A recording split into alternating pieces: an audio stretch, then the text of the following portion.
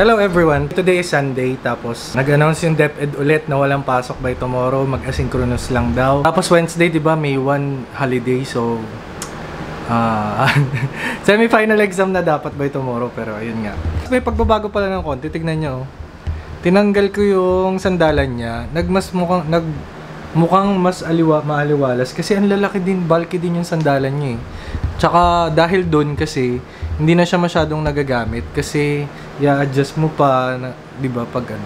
Eh dito pwede kang diretsong maupo na lang kasi nga wala nang harang na sandalan. Tapos yung mga ilaw natin diyan, yung pin lights natin na dilaw diyan, tsaka dito, ayan. Tsaka yung dun sa kwarto, pinalitan ko na. Pero guys, pwede bang bigyan niyo ako ng idea? Kasi itong ilaw dito, di ba, may ilaw yan dalawa. Yung isa hindi na, oh. Ayan. Paano ko papalitan yan? Although may hagdanan ako, kaso lang parang ang awkward, ang hirap na itayo dito ng hagdan. Kung pag ganun yung hagdan, o di mahirap nga. Magiging mahirap. So, paano gagawin ko nito? Yun ang hindi ko alam kung paano gagawin. And ano ba? Tapos, bumili din ako ng halo-halo. Ayan. Dalawa binili ko. Yung isa nasa freezer pa. Yung ganito kalaki before, 20 pesos lang nung elim ako. Ngayon, 80 pesos na. Anyway, ang mema lang. Yung ibang pin lights dun sa kwarto ko, medyo nanganganib na din sila. Kaya, titingin ako ng LED. Tomorrow siguro pag dumaan ako ng school, halakang maapaw na siya. Yun na lang muna siguro, guys. Random, last day. Hi guys!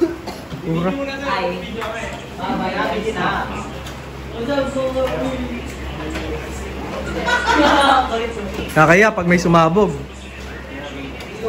Switch. Ay! Tama! O sige. Teka lang, kabilaan. Ulit ah. S1. S2. S2! Huy! Ampo! S1. S1. Sabay nga eh. S1. S2. S1. S2. Okay na. Yeah. Exposure sa assistant. Mga assistant. Ito mga feeling. Ito naguhugas. Ay, naguhugas. Nag-ano. Naghihiwa. May pahabol. Late.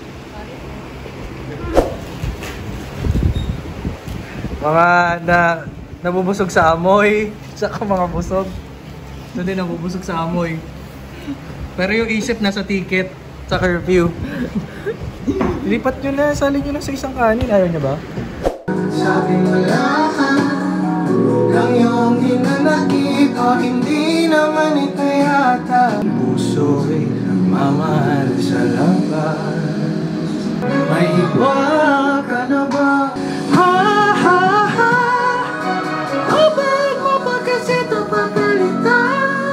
Yung kapiling mo ay lihim mo na pinipili mo lalo sana ako. Hi guys, it's Saturday morning. It's May 11 and ngayon 8:31 AM na. At ngayon ay nag-aayos lang ako kasi pupunta tayo kala mama. Susunduin ko lang siya at hihatid din. Pero mamaya ako na sasabihin yung details pagka nandun na para si mama na lang yung magsabi. Pero ayun nga. Guys, ako tapos pupunta na ako doon. Wait lang. In-update ko lang kayo. Yung last vlog ko parang a week after na ata yun. Yung binanggit ko yung tungkol dito sa bar chair. Hindi na ako marunong mag-vlog. O siya, sige na.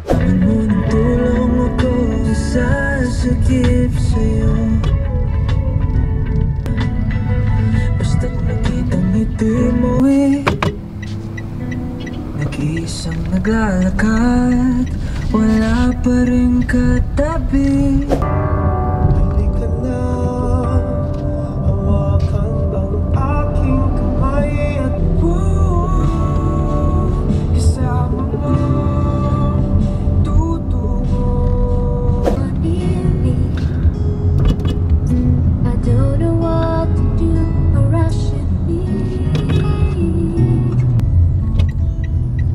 I'm always on the run. Allow me to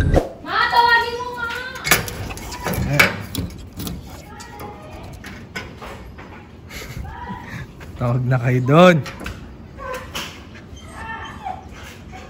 Tawag ka doon, tawag! Okay. Ha? Oo.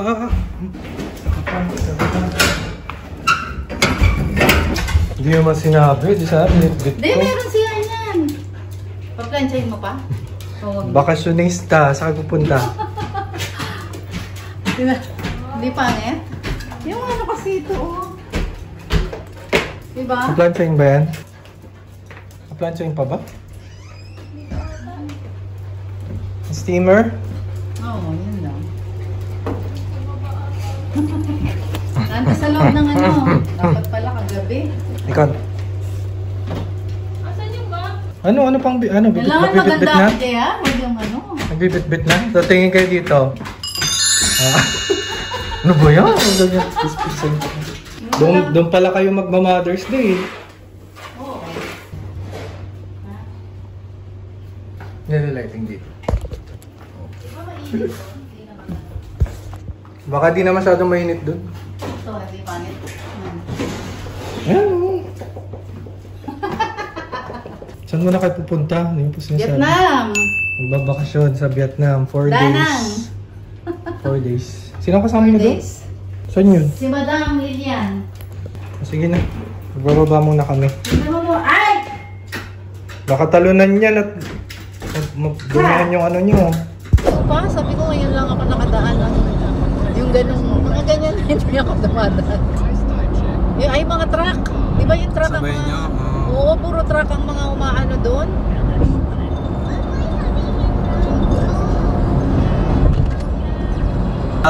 Dapat doon ako sa Hindi kayo lumiko. National, oo, sa PNB, di ba? Oo. Di ba may PNB yun? Dapat Oo. papasok ako doon.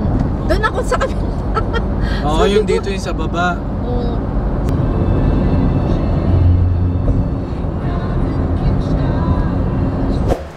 Hi guys, kakauwi ko lang. Ay, grabe pagod. 8:30 ako umalis dito ngayon, exactly 1 PM na. Ayan. Pagdating namin doon ni Mama, mga bandang 10:30. Tapos kumain muna kami sa McDo. Hindi na ako nakapag-vlog doon kasi parang may napapansin na ako. Kasi sa NLEX, yung unang turn namin na-miss ko. Hindi ko na anuhan. So nag-alternate kami. Pero same lang din naman. Iniwas lang kami sa traffic pero hindi naman din ma-traffic yung dinaanan namin. Ayun nga. So fast forward. Nahatid na si Mama. Tapos nung pauwi na, basta doon pa lang na-feel ko nung papunta parang may mali kasi dalawang beses ko atang na-miss yung turn. Yung una, yung dito sa may kawayan. Yung pa-NLEX na dapat kami kaso lumagpas ako. So tinuloy ko na lang, nag-service road na lang kami yung papunta ng Valenzuela. Tapos saka na lang kami ulit nagpumasok ng NLEX dun sa may Paso de Blas. Yun yung una. Yung pangalawa yung turn na pa-exit na pa-NLEX. Ayun. Tapos naisip ko parang hindi ko araw ngayon. Ayun nga. Hanggang sa nitong pauwi. Dating dito sa exit. Hindi kasi ako magbubukawi exit dapat ng daan. Kasi ginagawa yung daan sa Bukawi exit. So mag-Philippine Arena dapat ako. Kaso lang, nung magliliko na ako sa Philippine Arena, sunod-sunod yung pila ng truck. Hindi ako nakapag-turn papuntang Philippine Arena. Dumiretso ako ngayon dito sa may Bukawi exit. So pagdating sa Bukawi exit, 1 oras ang pila. Pagka lagpas ng exit, dito naman yung ginagawang daan 1 oras. Hindi naman 1 oras. Total na pala 1 oras. So sabi ko, dapat may ano pa ako, aalis pa ako, dapat mag-SM Marilaw pa ako. Kasi sinisip ko, wag na muna ngayon. Baka hindi natin araw ngayon. Kasi sunod-sunod yung maling desisyon natin. So mananahimik na muna ako dito sa bahay. Anyway, ayun nga, si Mama ay mag-Vietnam. Nandun siya. Balik nila dito ay 15 ng madaling araw. Tama ba? 15 or 16 ng madaling araw. Susunduin ko na lang siya dun ng umaga. So yun lang. Tingnan na lang muna natin guys kung ano pang mangyayari ngayon. Balakosan. By the way guys, tingnan nyo, meron na naman tayong 2 napunding ilaw. Tapos dun sa kwarto, patayin ko to. Tapos dun sa kwarto ko may pundi din na ilaw. Tapos gumawa ako nito. Yung yung starter ng sourdough.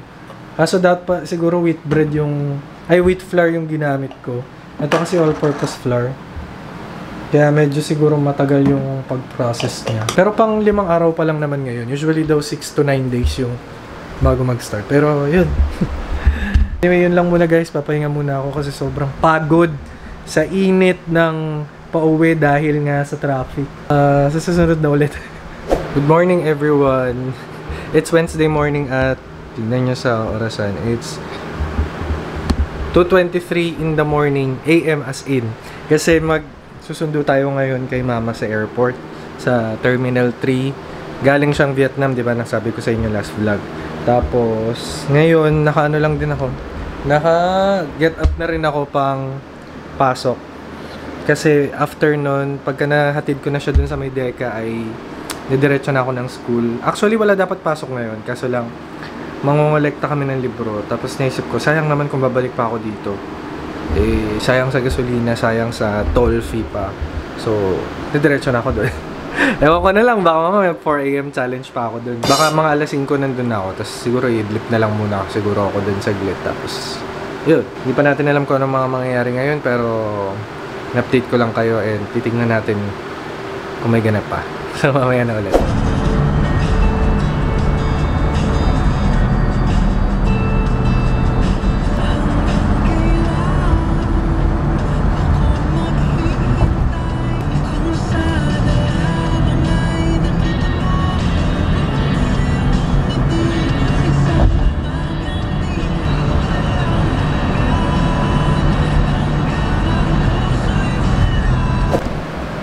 Hello everyone.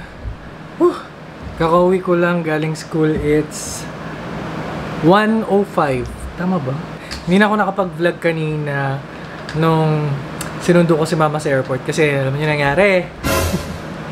Nagmamaneho ako, di ba? Ayan lang, dilim eh. So, ang exit ko ay NAIA X. Nagmamaneho ako sa Skyway. Tapos, nung malapit na ako sa NAIA X, hindi ko alam kung anong sumagi sa isip ko at basta, nagmamaneho ako. Tapos, dumaan yung NAIA X. Di nakita ko. Tapos maya-maya, nakita ko yung exit, yung turn. Tinignan ko lang ganun, tapos ako lang nakita. Eh putik, dapat right turn pala ako. Diyos ko. Nag-exit ako sa sunod na na-exit. Saan nga ba yun? Basta sa may E. Rodriguez yung daan ko. Pagdating doon, so umalis ako dito ng 2:30. Basta sinabi ko naman kanina yun eh. Tapos dumating ako doon sa may NAIA X, 3:20. So 1 hour. Eh since nga, lumagpas ako dun sa turn na yun, additional 30 minutes yung binyahe ko. All in all, alas 4 na ko na nasundo si mama dun sa terminal. Sa Terminal 3. Sabi niya, pagdating niya, 1 hour na daw siyang naghihintay doon. Alas 3 pala nandun na sila. Sabi ko nagkamali ako ng turn. Anyway, ayun. Maraming binitbit si mama.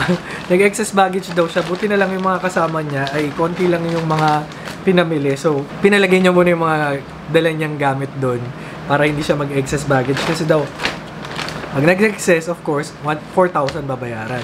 So, yung mga pasalubong sa akin ni mama, well, hindi lang naman sa akin, may mga pasalubong din siya. Itong mga to, wait lang. Labas ko lang. Yung pasalubong ni mama, hindi ako kumuha lahat. Kasi nakaganto yung mga pasalubong ni mama. Pero, kumuha lang ako ng pira-piranggot. Yung pasalubong niya is, ito munang mga tiningi-tingi ko. Yun lang, walang pangalan. Basta naalala ko dito sesame seeds. Ganyan. Hindi naman to chocolate eh. So sabi niya masarap daw to. So kumuha ko ng 3. Para lang matikman. Tikman natin.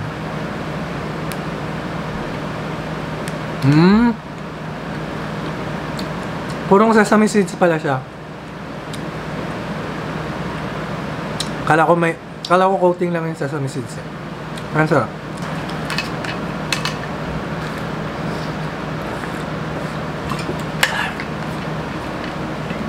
Tapos, sunod, eto.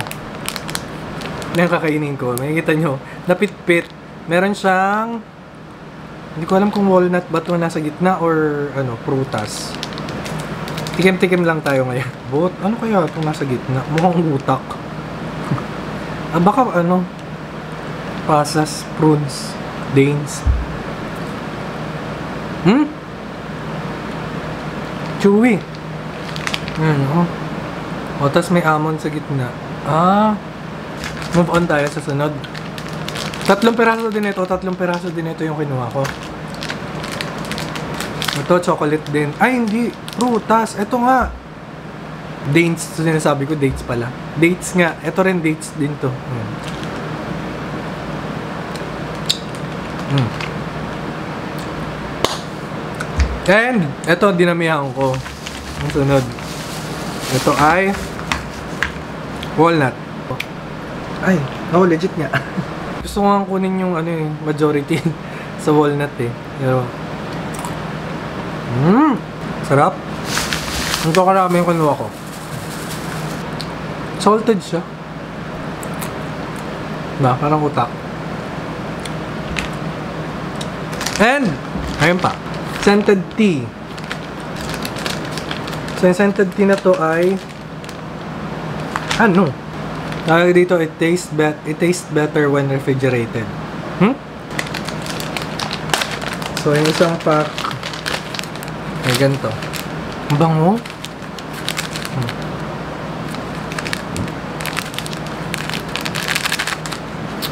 Okay. And, syempre, kung may tsaa, wala sa focus, merong kape, of course, coffee beans. Arabica, Vietnamese specialty coffee Arabica. Meron din binili si mama yung instant coffee na Alamid. Yung Alamid sa atin. Pero hindi na ako kumuha nun kasi sabi ko, para sa mga ibang papasalubungan na yun. Kasi meron naman ng ganito. Ayan, coffee beans. So, tatry natin yan mamaya. So, yun lang muna. Ito pala, binigyan ako ni Yan. Itong bulldog. Pero hindi galing Vietnam yan. Galing lang doon sa kabila. Yun lang muna. Magpapahinga muna ako at may drip din siguro kasi ang aga ko kanina nagising eh. Tapos, update ko na kayo sa mga susunod. Pero kung wala naman na, edi dito na tatapusin to. Bye!